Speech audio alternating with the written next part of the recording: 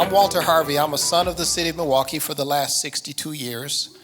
35 of those years I've served an inner city congregation. And the church at its height was 1,000 members. Today it's over 100 years old. But it was several years ago that I realized that our church died. And it didn't die because of old age like people do, but churches die for a different reason. They die in influence and impact in the eyes of the unchurched. And our church died because we had failed to build meaningful relationships with the people in our own community. We had failed to meet their human felt needs, and we had failed to plant a gospel that was good news to them. My discoveries came through crisis. It was August 13th in 2016, a hot summer afternoon, when Seville Smith was shot and killed just 3 short blocks from our campus. And that evening, unrest and chaos just began to take rage within our community. Buildings burned, police cars were overturned, looting, rioting, chaos. And as the pastor who was closest in proximity to the pain and who had the largest church, people began calling me saying, "Walter, what are you going to do? Whatever you do, we're going to be with you." So courageously but fearfully, I assembled a group of pastors and parishioners, and we walked down to the scene of the unrest. And there was one young man who was a leader of the group that was there, who asked me some riveting questions that sifted my motives, sifted my identity, sifted my priorities, sifted my methods and my solidarity. Why are you here? Why are you allowing the police to use your parking lot as a command post to harass us? And the most riveting question of all, where the hell has the church been? See, that last question packed a punch that awakened within me the fact that we were absent from the pain in the lives of the people in our very own community. That hot August night, I repented. We repented, and the WI+H movement was born. WI+H is a disciple-making movement that invites Christ followers to be with Jesus in tough places, to be with him in urban pain points. Our vision is that every urban pain point would be transformed by an active faith community that's doing life with the people in those places. How do we live this mission? Very simply. We come alongside and inspire and support faith leaders that are in these communities, multi-ethnic, multi-denominational leaders, and help them to imagine new possibilities. We help them to take action and to lead change so that these communities are transformed from the inside out. I didn't learn this lesson until the crisis occurred. I learned that it's hard to develop relationship with people in places unless we are engaged up close and personal in their lives. I mean, isn't that what Jesus did? He was with people in the midst of their pain. He wept over people and places up close in proximity. Now, in my efforts in my 35 years as a pastor, I tried to get people to come into the building.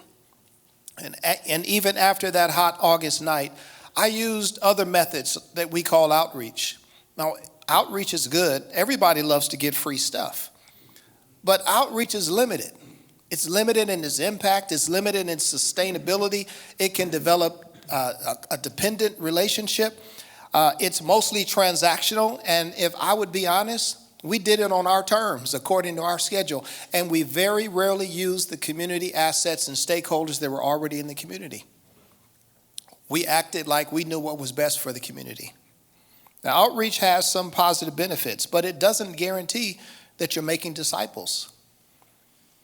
I think there's a better way, and it's called being with. That's what Jesus did. WI+H is really an in-reach approach. And in-reach says, as opposed to outreach, in-reach says, I don't just want to give you something. I want to understand why your need exists. I want to understand the systems and the structures that have created the pain in your life. And I want to be with you and co-create strategies that help bring you up and out of that pain. So as we build relationship with people, we're finding that it can lead to evangelism. It can lead to discipleship, which can lead to communities, which can lead to networks of business and churches that are transforming those very neighborhoods. In 2016, the WI+H movement was born in me. And it was at that time that I began actively beginning a succession plan as a lead pastor so that we could bring about change and transformation. Through people like Maurice Wentz, who's an ordinary guy in our congregation who was with me in 2016, and he listened, he learned, and he lamented with me as we heard the pain expressed by the crowd of people that were frustrated. Maurice is a real estate developer, and he has used his business acumen to acquire properties in the neighborhood of our church.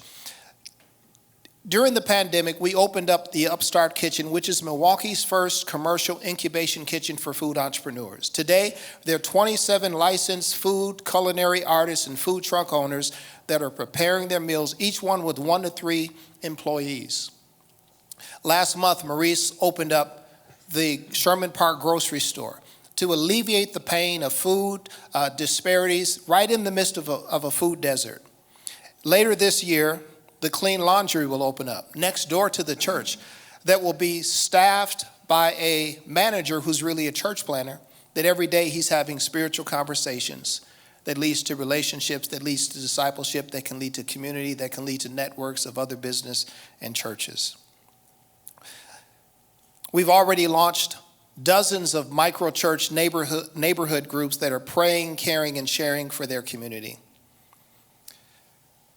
Perichoresis is the word that describes the unique unity and dance of the triune God. We join God in the dance in these dark and dangerous places. And we want to invite you to walk with us and dance with us in 2023 as we seek to launch the WI+H movement in 10 new cities. We want you to help co-create this vision with us. Help us identify where these cities are. Every city requires about $20,000 of investment. What we do is in a day and a half, we take pastors who want to work together to see a gospel saturation through a ministry studio. After the studio, we invite them to a 12-month cohort process so they can work together and learn together and see that saturation occur. We invite you to help us use business as a tool of justice in these communities, and also help us create a tool called Living Justice, which is a cultural competency tool, so that the church can demonstrate that we truly love our neighbor when and if the next Seville Smith or George Floyd moment happens in our communities. I think the biggest question that's facing the church today is not what we're going to do, but is who are you with? Thank you.